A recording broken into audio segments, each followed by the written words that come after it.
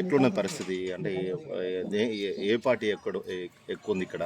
ఏ party అంటే ఇప్పుడు మామూలుగా టీఆర్ఎస్ ఎక్కువ ఉంది ఇక్కడ. అంతే, టీఆర్ఎస్ కారు గుర్తు. కొంతమంది గమ్మత్ చేయనికే నీ వద్ద ఏం చేస్తారంటే మా ఊర్లో సంగుర్తికి ఎక్కువ ఉంది అని చెప్తారు. కాదు, మరి ఎందుకు కారు గుర్తుకి ఎందుకు ఓటు వేయాలనుకుంటాను? ఏంటంటే 9 లిఫ్ట్ పెట్టినాడు కేసీఆర్, దాని కొరకు వేయాలని మేము. ఒక 9 లిఫ్ట్ చేస్తేనే కారు కొలాయి ఇచ్చినాడు, నీళ్ళు ఇచ్చాడు. ఇప్పుడు మరి నాకు కాలు లేదు, ఇంటికాడ కొలాయి పడితే నీళ్ళు తీసుకుంటాం మనం. ఇంకా ఇంకేమైనా ఇచ్చాడు? నాకు 67 ఏళ్ళు ఉన్నవి, 40 ఏళ్ళు 50 ఏళ్ళు ఉన్నవని కలిసి డేట్ మార్చుకొని 67 ఏళ్ళు ఉండవని మన కలిసి పింఛన్ తెచ్చుకుంటారు. గవర్నమెంట్ దగ్గర ఏడ నీతి ఉంది చెప్పండి? మరి ఏజ్ గుర్తుపడరా ప్రభుత్వం? మరి ఏం లాభం ఉంది? గుడ్డి గవర్నమెంట్ అంటారు దాన్ని. అంటే ఏది గుడ్డి గవర్నమెంట్? ఇదా గుడ్డి గవర్నమెంట్? రాసేతోళ్ళు నేను పోయినా రియల్ గా నేనే తీసుకొని మండలం కాడికి పోతే నువ్వు అప్లై చేసినావు అంటే అప్లై కాగితం ముందర పోనించలేరు. అది ఆ మండలంలో పెట్టి మీ సేవల పైన పంపించినారు. పంపిస్తే ఇప్పుడు నీకు పింఛన్ వస్తుందా? నీకు వస్తలేదు సార్. వస్తే ఏంటి చెప్తా నేను. 67 ఏళ్ళు పెట్టుకుని నాకేం అవసరం ఉంది డూప్లికేట్ మాటలు చెప్పడానికే? మరి ఏం చెప్తావు? అది అవన్నీ చెప్పేది సులభల మాటలు అవసరం లేదు. మనము క్లాస్ దగ్గర ఉంది అవన్నీ సుల్ల మాటలల్లా. కాదు, మరి పింఛన్ రాలేదు కదా, మరి నువ్వు కారు గుర్తుకు ఎందుకు వేయాలనుకున్నావు? పింఛన్ ఇస్తేనేమో నువ్వు కారు గుర్తుకు వేస్తావు. వచ్చే లేకుండా నేను వేసేది మంచిగా అంతే, కారు గుర్తుకు వేస్తావు అంతే. ఎందుకు చేయి గుర్తుకు ఎందుకు వేయద్దు అనుకున్నాను? మరి చేయి గుర్తుకి 9 ఓట్లు వేసినాను. 8 ఓట్లు అంటే 40 ఏళ్ళు. నీ కోటు వచ్చిన కాంచి నేను ఇప్పుడు 50 సంవత్సరాలుగా నువ్వు అంటే దాదాపు 50 సంవత్సరాలు అయితే నీకు ఓటు హక్కు వచ్చి, దాంట్లో 50 కూడా దాటినాయి. కానీ నేను 9 ఏళ్ళు వేసినాను కాంగ్రెస్ కు. మరి ఇప్పుడు 10 ఏళ్ళు టీఆర్ఎస్ కి వేసినాను. 10 ఏళ్ళు టీఆర్ఎస్ కి వేసినావు. 10 ఏళ్లలో టీఆర్ఎస్ కు వేయడం వల్ల నీకు ఏం మేలు జరిగింది? ఏం మేలు జరగకపోయినా చింతలేదు. అంతే. వాడి ఇంటింటి కొలాయి 9 లిఫ్ట్ నీళ్ళు వస్తే నీళ్లు పడతాయి మనకి. అంతే. నీళ్లు కాలువ అది రాజుల బండ కాడ నుంచి వచ్చే నీళ్లు బంద్ అయిపోయినాయి. వైఎస్ రాజశేఖర్ ముఖ్యమంత్రి ఉన్నప్పుడు డ్యామ్లో పెట్టినారు. మాకు నీళ్ళు వచ్చే ఇక్కడ కర్నూలు కాదా? రాజోలు రాజుల బండ కాడ ఓసిపేట డ్యామ్ నీళ్ళు మాకు వచ్చేది రాజుల బండ కాడ నుంచి వస్తాయి. ఆడ పలగొట్టినారు. పోయింటి మేము.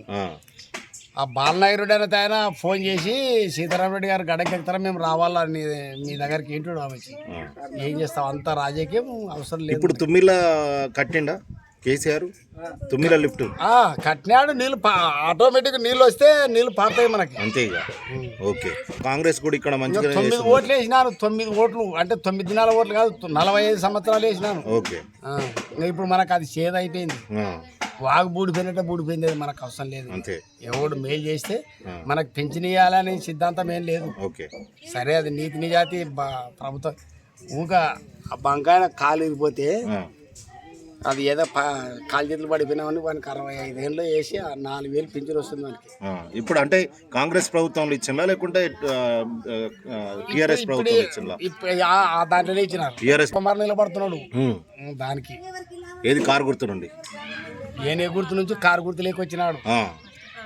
మరి ప్రవీణ్ కుమార్ సారు ఏనుగు గుర్తు నుండి కారు గుర్తుకు వచ్చింది కదా, మరి ఏనుగు గుర్తు నుండి కారు గుర్తుకు వచ్చింది కదా, మరి అట్లా మిమ్మల్ని మోసం చేసినట్టు కదా. మరి ఇప్పుడు ఇక్కడ కారు గుర్తుకు వచ్చినందుకు మోసం చేస్తాడో బోర్ల పడతాడో మనకు అవసరం లేదు. దీంట్లోకి వచ్చినాడు, మనం దానికి ఓటేయాలి అంతే.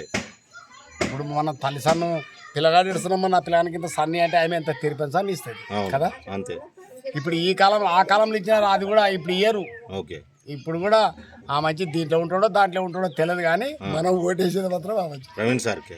అంతే. ఎందుకు మరి మల్లు రవి కూడా ఇక్కడ పోటీ చేసింది కదా, మల్లు రవి కూడా గెలిపించింది కదా, మరి మల్లు రవికి ఎందుకు మల్లు రవి అంటే ఎవరు? ఈ ముఖ్యమంత్రి చిన్నాయన కొడుకు కదా, అవసరం లేదు. ఏం పని ముఖ్యమంత్రి చిన్నాయన? ముఖ్యమంత్రి రేవంత్ రెడ్డి ఆయన కొడుకు ఎవరోనట. ముఖ్యమంత్రి ఉప ముఖ్యమంత్రి చిన్నాయన కొడుకు, వాళ్ళ చిన్నాయన కొడుకు తమ్ముడు ఎవరన్నా కానీ సరే మనకు అవసరం లేదు.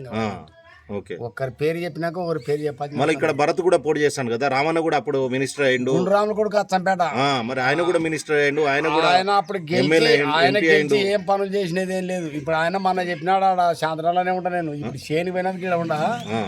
వనపర్తి నుంచి అదో రోడ్ వేస్తాడు, ఆడికో డబల్ రోడ్. ఓకే. గెలిస్తే.